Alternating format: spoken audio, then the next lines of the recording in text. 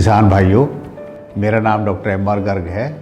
मैं राष्ट्रीय डेयरी विकास बोर्ड से सेवानिवृत्त हुआ हूँ। उसके बाद में पिछले 4-5 सालों से मैं सलाहकार के रूप में काम करता हूँ।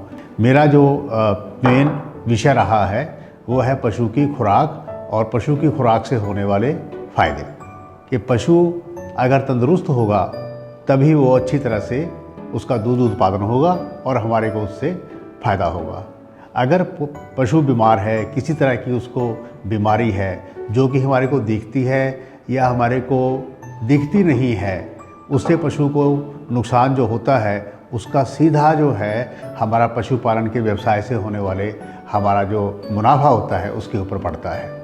जैसा कि आप देखते हैं कई बार पशु बड़ा सुस्त बैठा है, उसका मुंह और नाक सूखा हुआ है, उसकी गर्दन झुकी हुई है, जुगाली नहीं कर रहा है पशु, तो ऐसी अवस्था में हमारे को देखना है कि पशु बीमार है, उसको किसी पशु चिकित्सक को दिखाने की ज़रूरत है और उसको मतलब पशु चिकित्सक को दिखा के हम ज़रूर उसके ऊपर ध्यान दें जो भी उसका इलाज कराना है। उसके अलावा पशु को कुछ होने वाली बीमारियां हैं जिसके बारे में हम कभी उसको ध्यान नहीं देते। एक तो है कि मैस्टाइटिस। मैस्टाइटिस में क्या होता है कि पशु को मैस्टाइटिस 2 तरह की होती है। एक होती है सब क्लिनिकल मैस्टाइटिस, एक होता है क्लिनिकल मैस्टाइटिस।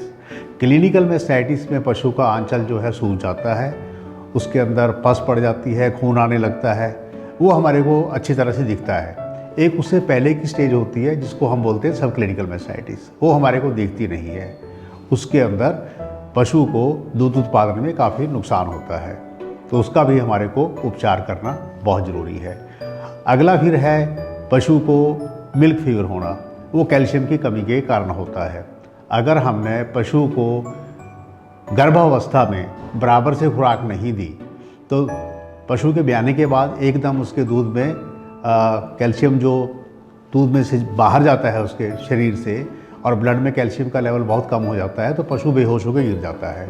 उसको हम बोलते हैं मिल्क फीवर। ये बीमारी बहुत कॉमन है। तीसरी है कि जानवर के पेट में कीड़ों का होना, तो उसके लिए हमारे को कृमिनाशक 2 बार कम से कम साल में हमारे को देना चाहिए। इस तरह से बहुत जो इम्पोर्टेंट पॉइंट है तो पशुओं का टीकाकरण।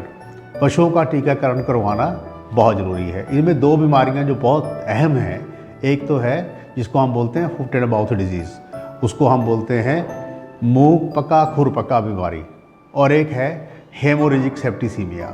इन 2 बीमारियों के टीके हमारे को पशुओं को ज़रूर लगवाने चाहिए। इसमें एक बात का ध्यान रखना है, हमारे को जो पशु दूध देने वाले हैं उसके साथ साथ दूसरे पशु जितने भी हैं वहाँ पे उस एरिया में जो आपके घर पे आपने रखे हुए हैं, सभी को टीकाकरण करवाना ज़रूरी है।